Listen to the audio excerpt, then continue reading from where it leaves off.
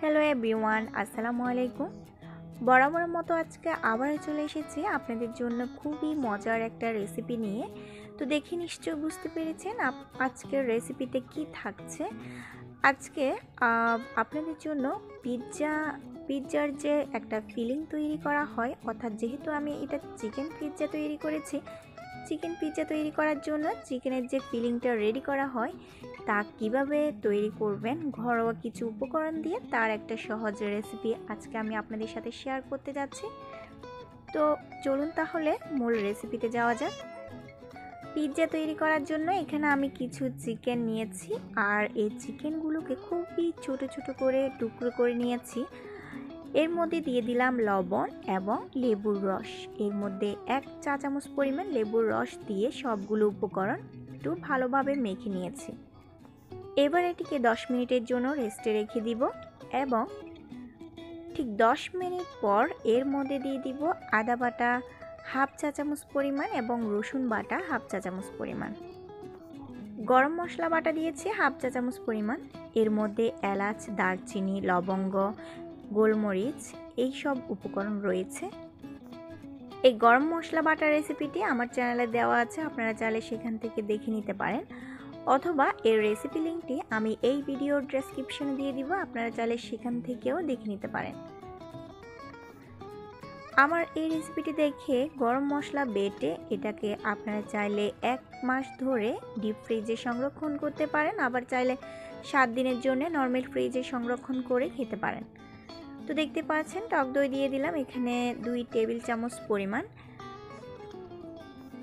এরপর এর মধ্যে 1/4 চা চামচ হলুদ গুঁড়া এবং 1/4 চা চামচ মরিচ গুঁড়া দিয়ে দিব।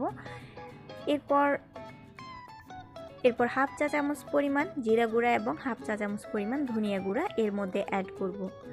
আবার রাঁধুনি মাংসের মশলা দিয়ে দিব 1/2 চা চামচ পরিমাণ। তো রাঁধুনি মাংসের মশলাটা হচ্ছে অপশনাল, এটা আপনাদের হাতের নাগালে না থাকলে না দিলেও চলবে।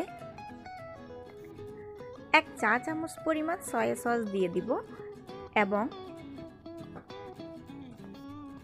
1 টেবিল চামচ পরিমাণ টমেটো সস এখানে ব্যবহার করব।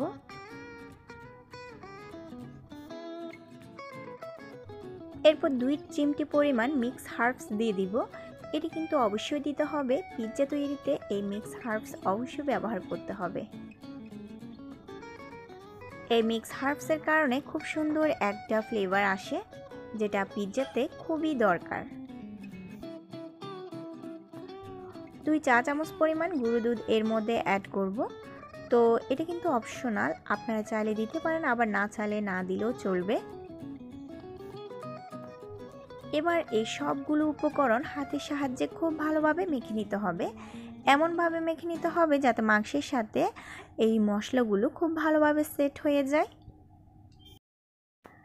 তো ভিউয়ার্স, এই রেসিপিটি আপনাদের কেমন লাগলো আমাকে একটু কমেন্ট করে জানাবেন, আর এই রেসিপিটি যদি আপনাদের ভালো লেগে থাকে তাহলে প্লিজ আমার চ্যানেলটিকে সাবস্ক্রাইব করে সাথে থাকা বেল বাটনটি ক্লিক করে দিবেন, যাতে করে পরবর্তী ভিডিও ছাড়ার সাথে সাথে নোটিফিকেশন আপনাদের কাছে পৌঁছে যায়।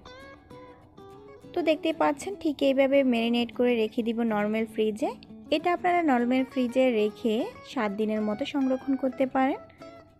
ঠিক সেম প্রসেসে চিকেন ফিলিং তৈরি করে আপনারা চাইলে চিকেন সমোসাও তৈরি করতে পারেন।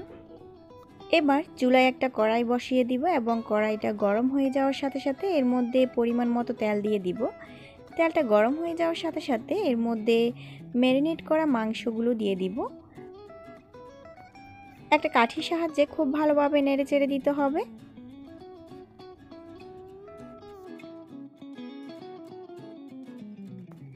এবং একটা সাইড খুব ভালোভাবে রান্না করতে হবে, প্রায় 5 মিনিট ধরে একটা সাইড রান্না করতে হবে। 5 মিনিট হয়ে গেলে একটা দেখতে পাবেন যে একটু পোড়া পোড়া ভাব হয়ে গেছে, ঠিক তখনই এটিকে উল্টিয়ে দিতে হবে। মনে রাখবেন, একটা সাইড পুড়ে যাওয়ার কারণে কিন্তু এই মাংসের মধ্যে খুব সুন্দর একটা ফ্লেভার আসবে। ঠিক 20 মিনিট ধরে এই মাংসটাকে কষিয়ে নিতে হবে এবং মাংসটা কষিয়ে নেওয়া হয়ে গেলে এর মধ্যে পেঁয়াজ কুচি অ্যাড করতে হবে।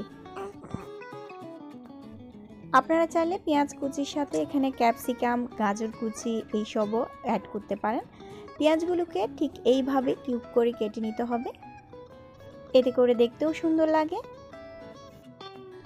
আবারও 5 মিনিট ধরে এটিকে রান্না করতে হবে এবং বারবার নেড়েচেড়ে দিতে হবে যাতে করে তলায় লেগে না যায়। এই পিৎজা ফিলিংটা দিয়ে খুব সুন্দর একটা পিৎজা তৈরি করে নিব। আর এই পিৎজা তৈরি করার জন্য এখানে ডোটাকে সেট করে নিয়েছি, দেখতে পাচ্ছেন ঠিক এইভাবে সেট করে নিতে হবে এবং এর মধ্যে সসটা ব্যবহার করব। আপনারা পিৎজা সসটা ব্যবহার করার চেষ্টা করবেন, এতে করে খুব ভালো একটা রেজাল্ট পাবেন, অর্থাৎ রেস্টুরেন্ট স্টাইলের একটা ফ্লেভার পাবেন। পিৎজা ডো দিয়ে যে রুটিটা তৈরি করেছি ঠিক এর উপরে এইভাবে মাংসগুলোকে ছিটিয়ে দিব এবং দেখতে পাচ্ছেন চিজ দিয়ে এটাকে সুন্দরভাবে পরিবেশন করলাম। তো দেখতে পাচ্ছেন কতটা সুন্দর আকর্ষণীয় একটা পিৎজা তৈরি করা হয়ে গেল। এটা দেখতে যতটা আকর্ষণীয় হয়েছে খেতেও কিন্তু বেশ মজা হয়েছে। আপনারা এই ধরনের পিৎজা ফিলিং তৈরি করে বাসায় ঠিক এই প্রসেসে পিৎজা তৈরি করে বাচ্চাদেরকে খাওয়াতে পারেন। খুব সহজে কিভাবে পিৎজা ডো তৈরি করবেন তার একটা সহজ রেসিপি আমার চ্যানেলে দেওয়া আছে, আপনারা চাইলে সেখান থেকে দেখে নিতে পারেন, অথবা রেসিপি লিঙ্কটি আমি এই ভিডিওর ডেসক্রিপশনে দিয়ে দিব, তো আপনারা চাইলে সেখান থেকেও দেখে নিতে পারেন। তো আজ আর নয়, আজকের মতো বিদায়, আল্লাহ হাফেজ।